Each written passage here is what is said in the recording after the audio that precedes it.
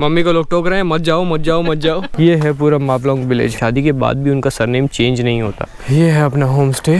गाड़ियाँ बादलों के बीच से निकल के आ रही हैं।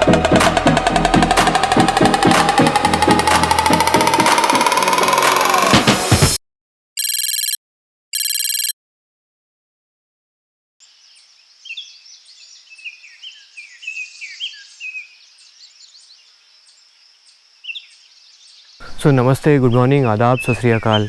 गड्डीबाज में आप सबका एक बार फिर से स्वागत है। मैं इस वक्त हूँ मावलोंग विलेज में, जो है एशिया का क्लीनेस्ट विलेज। इस वक्त मैं खड़ा हूँ मावलोंग विलेज के एक दूसरे छोर पे, एकदम आखिरी वाले छोर पे। अब मैं जा रहा हूँ दूसरी तरफ, अपोजिट साइड। अब चलते हैं आगे और पूरे विलेज को एक्सप्लोर करते हैं।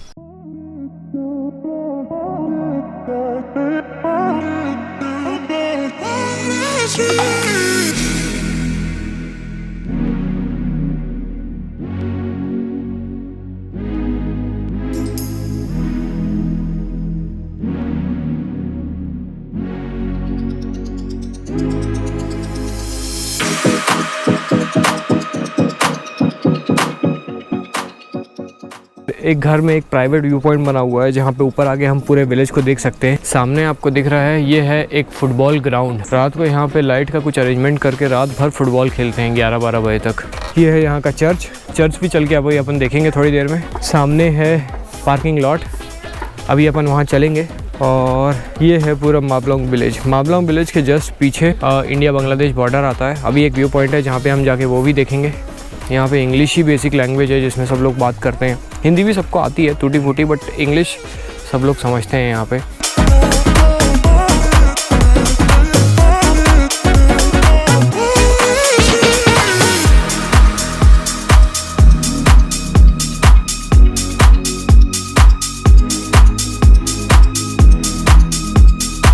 अपने घरों में लोगों ने छोटा सा व्यू पॉइंट बैम्बू स्टिक्स का बना के रखा हुआ है पेड़ों के ऊपर। 30 रुपीज़ एक नॉमिनल चार्ज लगता है और फिर आप ऊपर चढ़ के यहाँ पे व्यू पॉइंट देख सकते हैं। ये जो गांव है ये बांग्लादेश बॉर्डर से लगा हुआ है और ये वाला जो व्यू पॉइंट है यहाँ से बांग्लादेश दिखता है, ऐसा बोलते हैं। तो ऊपर चढ़ के देखते हैं।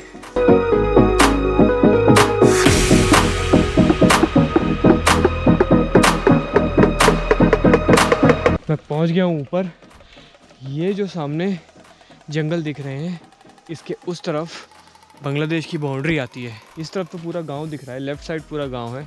आगे उस तरफ इंडो बांग्लादेश बॉर्डर है।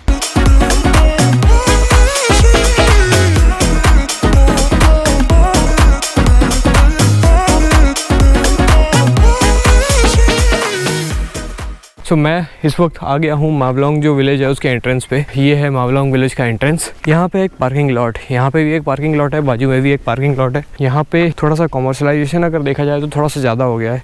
लगभग हर दूसरे घर में एक होम स्टे और एक रेस्टोरेंट आपको मिल जाएगा। बट वाकई में एशिया का क्लीनेस्ट विलेज है, बिकॉज जितनी भी सराउंडिंग्स हैं विलेज की देखें तो बिल्कुल स्पॉटलेस है। आपको कचरे का नामो निशान यहाँ नहीं दिखेगा।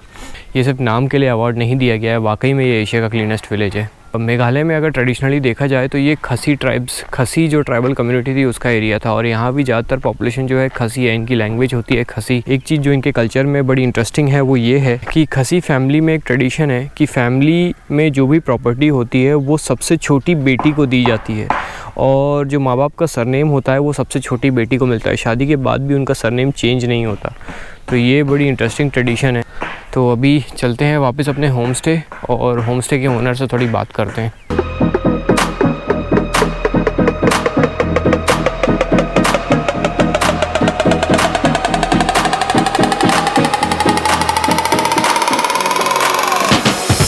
ये था कंप्लीट मावलोंग विलेज। स्टार्टिंग से लेके आखिरी तक हम लोग एक बार में आए। अब मैं आपको दिखाता हूँ कि मेरा होम स्टे कहाँ पे है। जहाँ पे गांव ख़त्म होता है जस्ट बाजू में ही मैंने एक होम स्टे लिया है। ये है अपना होम स्टे। ओनर यहीं पे रहते हैं और अपना घर ऊपर है। तो अभी होम स्टे के जो ओनर हैं सैम, तो इनसे थोड़ी देर बातचीत करेंगे और फिर बढ़ेंगे आगे।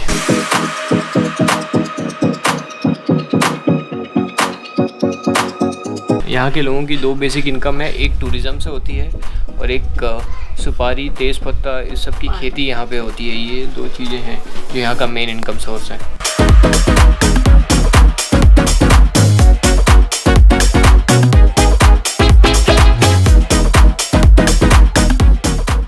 Okay, Sam. Goodbye. It was nice meeting you. Give me rating on Google, okay? Yeah, sure. I'll do it. This is on Google Maps. Yeah, I'll surely do it. Okay. Bye. So Mawlong village से हम लोग निकल रहे हैं। अभी हम लोग जा रहे हैं, यहाँ पे एक लिविंग रूट ब्रिज है, यानी पेड़ की जो जड़ें होती हैं उससे एक ब्रिज बन जाता है। नेचुरल एक ब्रिज होता है, इसको बोलते हैं लिविंग रूट ब्रिज। तो वो यहाँ पे रास्ते में है, पहले इसको देखेंगे और फिर बढ़ेंगे आगे। मावलोंग विलेज की एक बड़ी इंटरेस्टिंग बात है वो ये कि यहाँ पे जो ट्रेडिशन है कि लड़कियाँ शादी होने के बाद घर ही में रहती हैं और सारी प्रॉपर्टी लड़कियों को मिलती है, और शादी के बाद लड़के जिस लड़की के यहाँ शादी होती है उसके घर जाते हैं। ये ट्रेडिशन यहाँ पे खसी लोगों के बीच फॉलो किया जाता है। बहुत इंटरेस्टिंग ट्रेडिशन है। सो हम लोग अभी जा रहे हैं living root bridge. Mawlynnong village से थोड़ा सा बस आधा किलोमीटर आगे है।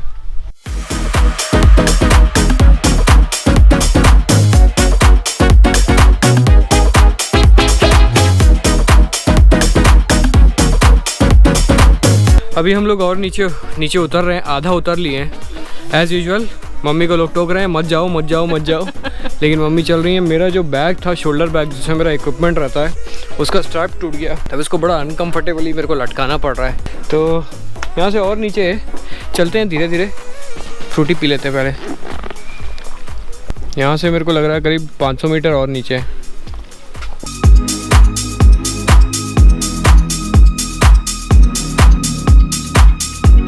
तो हम लोग आखिरकार पहुंच गए हैं लिविंग रूट ब्रिज, और आलोचकों को धता बताते हुए मम्मी पहुंच गई हैं।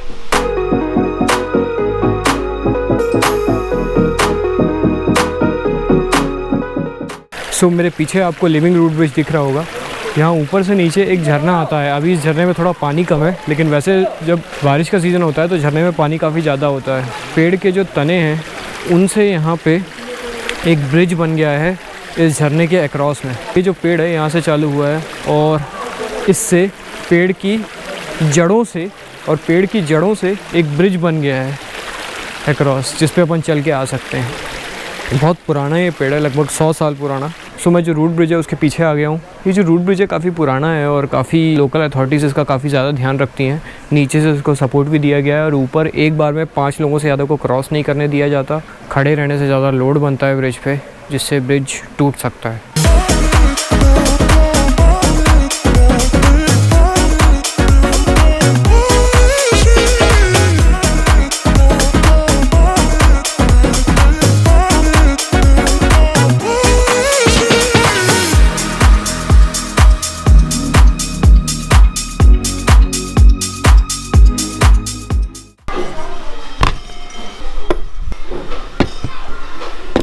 तो इतना चल के ऊपर चढ़ के वापस आके भूख लगने लगी थी, तो एक वेज थाली ऑर्डर की है। तो ये मिला है पापड़, चावल, ये काय की सब्जी, हमें चटनी, सलाद मिक्स रहता है, और ये है दाल। ये ट्रेडिशनल मेघालय की थाली है। मेघालय में यही खाया जाता है, वेजिटेरियन।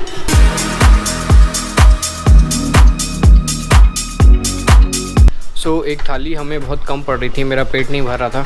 एक थाली हमने हाफ की, इसलिए मैंने एक और चीज़ क्या मंगा ली मम्मी, पूड़ी सब्जी। मैं सोच रहा था थोड़ी छोटी पूड़ी आएंगी, लेकिन कुछ ज़रूरत से ज़्यादा ये भटूरे टाइप की पूड़ी आ गई। अब इसको भी अंदर करते हैं।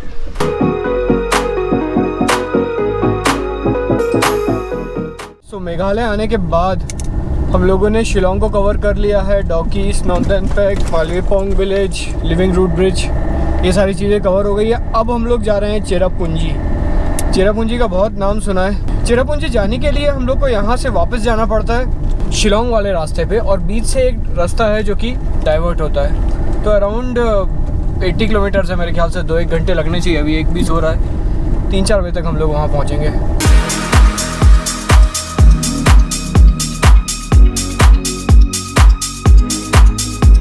तो हम लोग वापस आ गए हैं डॉकी से, जो शिलोंग था उसके खूबसूरत रास्ते पे। एक व्यू पॉइंट जिस पे रुक नहीं पाया था, मैंने सोचा कि अब मैं थोड़ा चल के यहाँ रुकता हूँ। ये देखिए, ये है नज़ारा यहाँ का।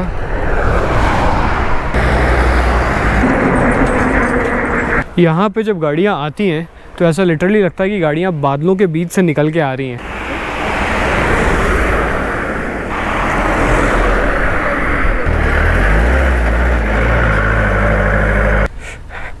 एक और व्यू पॉइंट जहाँ मैं नहीं रुक पाया था आते वक्त, हा, पूरी घाटी दिख रही है यहाँ से।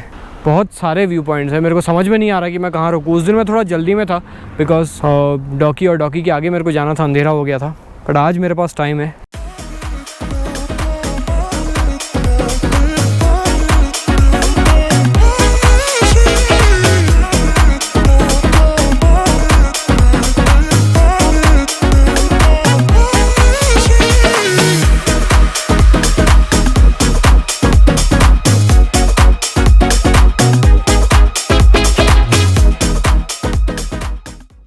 हम लोग थोड़ी देर में चेरापूंजी पहुंचने वाले हैं। धूप बस सनसेट हो ही रहा है और धूप एकदम सीधा, जो सूरज एकदम सीधा मुंह पे पड़ रहा है। तो आज चेरापूंजी में एक होम स्टे में हम लोग चेक इन करेंगे और फिर कल चेरापूंजी एक्सप्लोर करने निकलेंगे।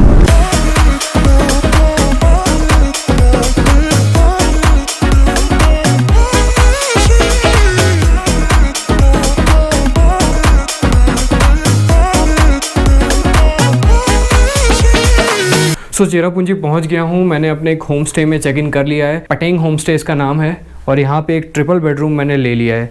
तो ये एक तरीके का बंगला है इनका, पूरा काफ़ी बड़ा बंगला है। उसमें लेफ़्ट साइड की जो प्रॉपर्टी है उन्होंने होम स्टे में दे रखी है, 2-3 रूम्स हैं। होम स्टे कैसा है ये मैं आपको बाहर से बता देता हूँ। ये एक्चुअली में पूरा एक बंगला है और इस तरफ जो है ओनर रहते हैं और यहाँ पे 1, 2, 3 ये 3 कमरे हैं। हम लोग जो सबसे नीचे वाला कमरा है उसमें रह रहे हैं। तो बहुत बढ़िया प्रॉपर्टी है, हमको ये ट्रिपल बेडरूम मिला है। तो मम्मी कैसा है होम स्टे? बहुत अच्छा बहुत बढ़िया, एकदम साफ सुथरा, बड़ा सारा। तो आज का जो मेरा दिन है वो यहाँ पे चेरापूंजी में ख़त्म हो रहा है। अब कल हम लोग निकलेंगे चेरापूंजी को एक्सप्लोर करने। इस टूर का चेरापूंजी मेरा बिल्कुल लास्ट डेस्टिनेशन होने वाला है। चेरापूंजी कंप्लीट करने के बाद हम वापस बढ़ेंगे अपने घर की तरफ। अगर आप चाहते हो कि गड्डीबाज एक पर्टिकुलर किसी डेस्टिनेशन पे जाए तो आप उस डेस्टिनेशन का नाम नीचे कमेंट सेक्शन में लिख सकते हैं। तो आज का वीडियो यहीं पे ख़त्म करते हैं। अब कल सुबह चेरापूंजी के आसपास का जो एरिया है उसको एक्सप्लोर करने निकलेंगे। तब तक के लिए गुड नाइट।